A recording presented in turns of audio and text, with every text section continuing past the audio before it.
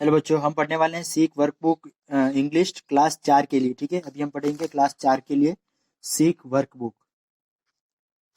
तो यहाँ पे देखो आप कि हमने कहाँ तक अभी तक पढ़ा है। इसमें वर्कशीट नंबर 20 तक जो हमने ये पिरामिड वाला इस प्रकार से बनाना था वो बना दिया। ठीक है ना, तो ये हमने कर लिया है पूरा। अभी हम चल रहे हैं वर्कशीट नंबर 21 पर।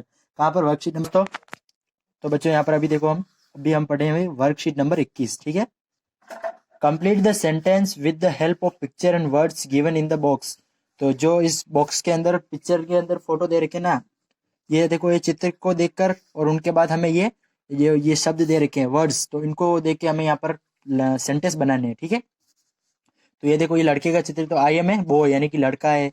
I am boy, I like, इसमें से कोई सा भी ले सकते हो। भी कलर्स, तो इसको कलर्स पसंद है। आई एम, ये गर्ल है, तो I am girl. I like doll, क्योंकि लड़कियों को ज्यादातर डॉल यानी कि गुड़ियाएं पसंद होती है। और अगला देखो बच्चों, फिर क्या है, आई एम गर्ल, ये भी वापस गर्ल है क्योंकि लड़की, तो यहाँ पर गर्ल। आई लाइक आइसक्रीम, तो इसको आइसक्रीम पसंद है। I am boy, I like car, तो यहाँ पर आएगा कार। आई एम बॉय क्योंकि बॉय। आई लाइक टॉय, खिलौने पसंद है। I am girl, I like butterflies, butterfly. ठीक है, तो जो जो ये शब्द है ना, ये वाले शब्द इसके अंदर बनने हैं और चित्र को देखकर तो पता चल जाएगा कि गर्ल है या बॉय है। ठीक है, तो अगर लड़की है तो वहाँ पर गर्ल लिखोगे और लड़का है तो वहाँ पर बॉय लिखोगे। उसके बाद ये जो शब्द है उनको ऐसे वैसे करके कुछ भी करके आपको इसमें लिखना है, यानी कि किसको किस प्रकार से क्या पसंद होते हैं। जैसे कलर्स, इसको गुड़िया को डॉल, और इसको कार, इसको वापस हो गया टॉय खिलौने, इसको बटरफ्लाई, इसी प्रकार से आप लिखना है। ठीक है, कार्यपत्रक 21, वर्कशीट 21 और पेज संख्या 23 खत्म यहाँ पर। ठीक है, तो अभी हम चलते हैं वर्कशीट नंबर 22 पर। Look at the picture carefully and make.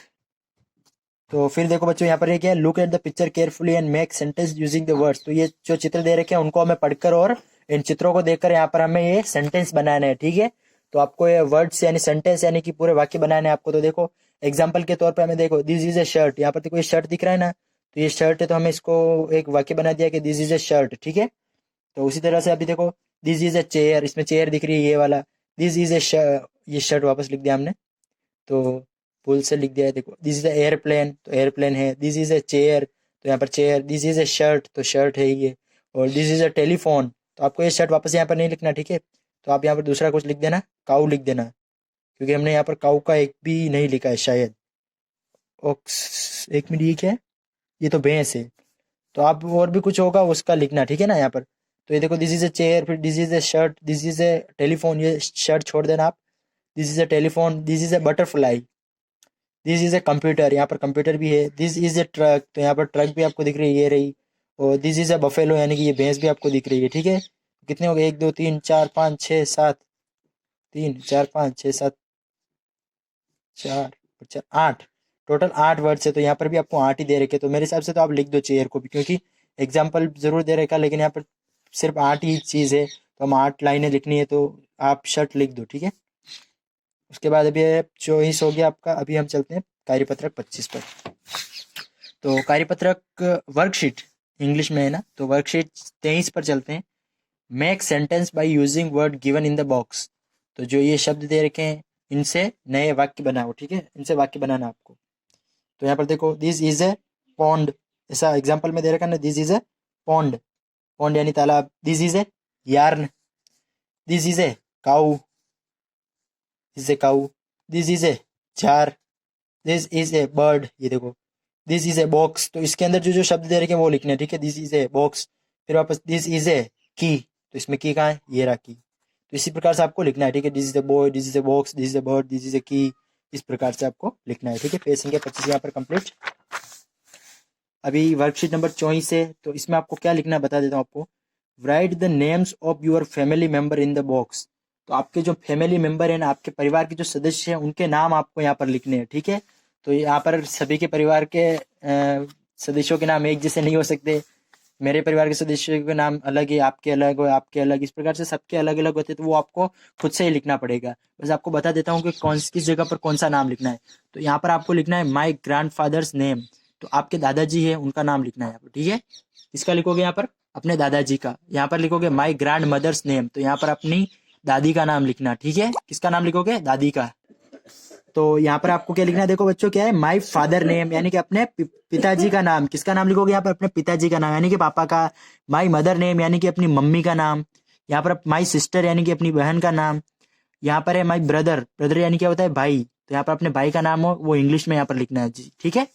यहाँ पर अपने किसी भी एक दोस्त का नाम लिखोगे आप, अपने दोस्त जो भी आपका दोस्त होगा ठीक है बच्चों। तो यहाँ पर फ्रेंड्स नेम, अपने अपने दोस्त का नाम। यहाँ पर माई अंकल यानी अपने काका होते हैं ना, जिन्हें हम चाचा भी बोलते हैं, चाचा या काका, उनका नाम यहाँ पर आपको लिखना है, ठीक है ना। वो सब इंग्लिश में लिखना है, हिंदी में मत लिखना।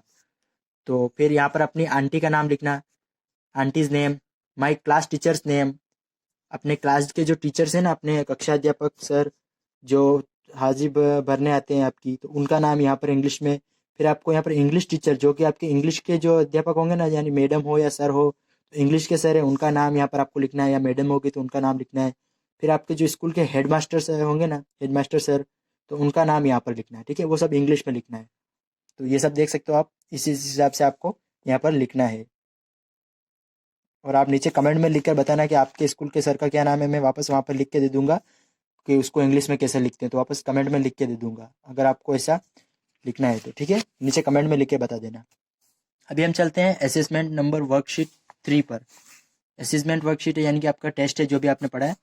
आंसर इन येस और नो, ठीक है। तो इसमें आपको येस और नो बोलना है। You buy a ticket in fair, fair यानी मेला, ठीक है। फेयर क्या होता है, मेले में। तो क्या आप मेले में जाने के लिए टिकट खरीदेंगे? नहीं, क्योंकि मेले के अंदर जाने के लिए टिकट थोड़ी होती है। मेले के अंदर जो दुकानें होती है उनके अंदर टिकट जरूर होती है, लेकिन मेले में जाने के लिए दुकानों, मेले के लिए कोई टिकट नहीं होती है। तो यहाँ पर हम लिखेंगे नो। फेयर यानी मेला होता है, तो मेले के लिए आप टिकट खरीदोगे नहीं ना, तो no. Do you buy a ticket in bus, तो आप बस के अंदर जाओगे तो टिकट खरीदनी पड़ेगी, क्योंकि बस के अंदर टिकट खरीदोगे तो ही आपको बैठने देंगे।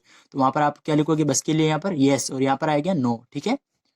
Right the name of animal, आपको एनिमल्स के नाम लिखने, कौन से देखो।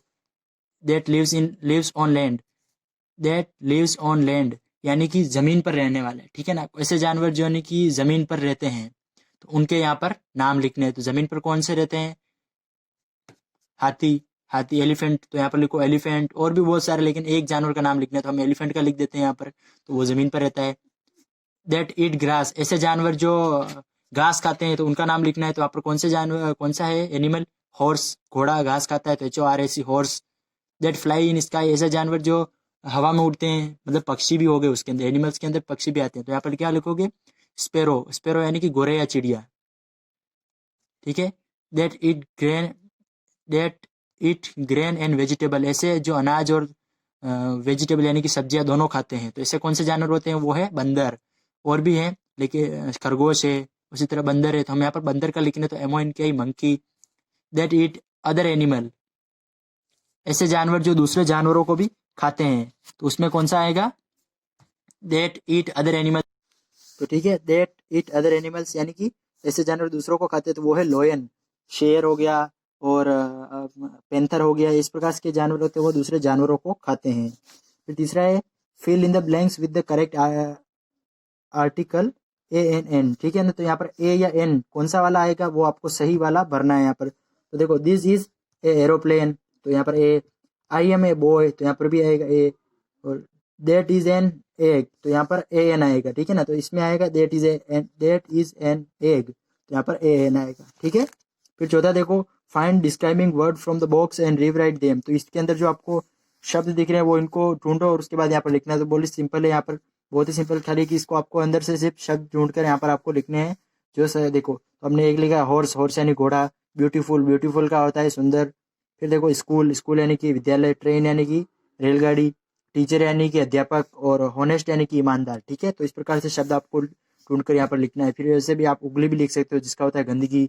बिग यानी बड़ा, और ब्लैक यानी काला। स्ट्रॉन्ग यानी मजबूत। तो इस प्रकार से आप कोई भी शब्द यहाँ पर लिख सकते हो। तो आपने ये शब्द लिखे हैं, ठीक है।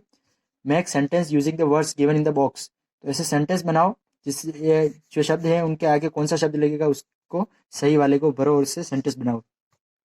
तो देखो, देश यानी कि बहुत सारे होते हैं तो देश आता है, और दिस यानी कि एक के लिए। तो देखो, दिस बस यानी कि एक है वो। देश कार्स, कार्स यानी कार होता तो एक है, और कार्स यानी बहुत सारे, तो यहाँ पर कार्स, तो देश, देश वाले में कार्स लिखेंगे। फिर यहाँ पर दिस चेयर एक ही है। देश डॉल्स, डॉल्स यानी गुड़िया, और डॉल्स यानी गुड़िया है, तो यहाँ पर डॉल्स है तो देश डॉल्स। फिर यहाँ पर देखो दिस फ्रिज, अब यहाँ पर फ्रिजेस होता तो फ्रिजेस पर देश होता है, पर यहाँ पर फ्रिज है तो यहाँ पर दिस पे।